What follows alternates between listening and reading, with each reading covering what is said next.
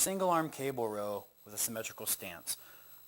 We're going to take a stance where our feet are even. We're going to grab a single pulley set about bottom of the chest height here and initiate the action with scapular retraction. The scapula always leads the race, as we say. We're pulling the shoulder blade back and down, and the arm is follow through. We cue our clients to stick their chest out here. We do not want to see the shoulder come up towards the ear or any hyperextension of the shoulder joint. We'll frequently put their hand behind their back so that the client can use that hand as a target for their scapula.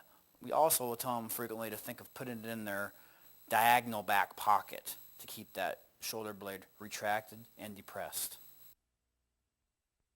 Single arm cable row in a split stance. So if I'm going to do the right arm here, we got the left foot forward to get that contralateral rotational force. We like to put that opposite arm behind the back to kind of get that posterior sling and get that diagonal pattern going. So we start with a firm grip, nice posture, and we try to really just have that arm moving without any kind of rotation through the spine. The reason we go the single leg forward is because, again, we want that rotational component through the spine without actual rotation. We can alternate this version, assuming the same stance, locking everything in, posture good, then we go row into rotation. So now it's the same exact move there, and then we get a hip rotation into that. So now we're actually focusing on the core a little bit better. And if you notice, we got the feet turning and the hip turning, which allows for zero or very minimal lumbar rotation. So again, we get a nice long stance, wide stance, posture up, tuck the shoulder blade in, and then we rotate through the hips. Again, we're just adding a little bit extra demands of the core to this exercise. Here we're going to go into our dumbbell row progression here, starting with a 3-point row. 1, 2 points with the feet, third point with the hand. Strong horizontal pull here. Strong grip, initiating with scapular retraction. Back stays flat in the neutral spine position. The cue we like to use on this one is whatever hand is on the bench, we have a strong push. The opposite hand is a strong pull. I like to cue pulling with the back muscles, not so much with the arm.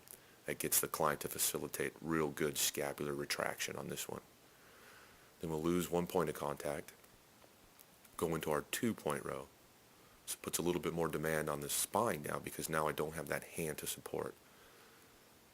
Same horizontal pull action, but now, again, losing 1 point of contact, it challenges the spine and the torso to remain in that straight position. And again, like the single arm cable row, we like to put that hand behind the back to really try to facilitate that opposite action in the shoulder here. So we try to get that right shoulder blade tucked back into our left pocket in the back there. That kind of reminds the client with the hand there. Then we move into less base of support now, into our 1-point row, which is our terminal progression here. So we're a contralateral stance here, standing on the right leg, rowing with the left arm. So now the core, the balance, the hip stability is all being involved a little bit more.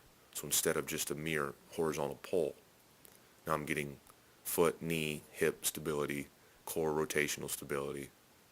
A lot of things going on here. But again, horizontal pull, trying to keep that back in a nice, safe, neutral position. Here's our bent over alternating dumbbell row, assuming that nice spine safe position here. And I'm alternating my horizontal pull one at a time here.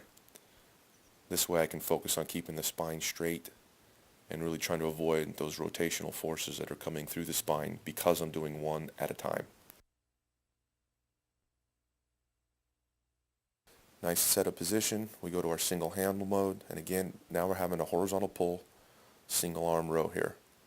Just like the cable and the dumbbell rows, we have the opposite hand behind the back to facilitate, in this case, that left shoulder blade getting tucked into the right pocket in the rear there. Notice the hips stay high and even. Everything's in a straight line, as absolutely straight as we can get. We go into now, drop into some rotation. Drop the hips down, pulling right back up. So now we have a little bit more core involvement in this position.